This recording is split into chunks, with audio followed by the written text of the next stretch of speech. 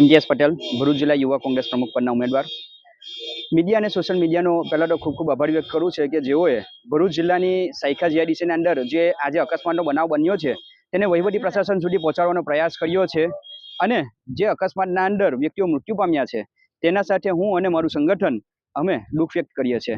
પરંતુ આજે જે અકસ્માત બન્યો એ ફક્ત અકસ્માતના અંદર એ વ્યક્તિઓનું મૃત્યુ નથી થયું. અહીંયાના જે સ્થાનિક વ્યક્તિઓ છે તેમનો પણ વિશ્વાસ બળીને ખાક થઈ ગયો એવું જણાઈ રહ્યું છે. કારણ કે વારંવાર અનેકવાર રજૂઆત કરવા છતાં પણ સ્થાનિક વહીવટી પ્રશાસન દ્વારા પોતાની સજાગતા બતાવીને અહીંયાની જે સાયખાની લેભાગુ કંપનીઓ છે તેમના સામે કડકથી વલણ અપનાવવામાં આવતું નથી અને તેમને કાયદાનો પાઠ બનાવવામાં નથી આવતો.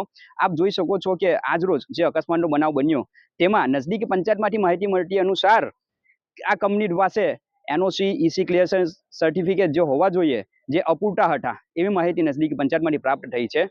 ભરૂચ જિલ્લા વહીવટી પ્રશાસન અને સ્થાનિક વહીવટી પ્રશાસન અને નજદીકી ચૂંટાયેલા પ્રતિનિધિઓને હું વિનંતી કરી રહ્યો છું કે આવા લેબાગ કંપનીઓ સામે તત્કાલ ધોરણે સાથે ભેગા મળીને તેમના સામે કડકમાં કડક પગલાં પડવા માટે પ્રયાસ કરે અને જો આવનાર દિવસોના અંદર આ જે વ્યક્તિઓનું મૃત્યુ થયું છે અને જે વ્યક્તિઓને ઈજા થઈ છે તેમને ન્યાય આપવામાં નહીં આવે અને આ જે અકસ્માતનો મોટો બનાવ છે તેને નાનો બનાવ બનાવીને દબાવવાનો પ્રયાસ કરશે તો એમના સાથે ભેગા મળીને જરૂરી જણાશે તો કાયદાકીય લડત લડીશું અથવા તો પછી રોડ ઉપર ઉતરીને પોતાનો અધિકાર મેળવીશું.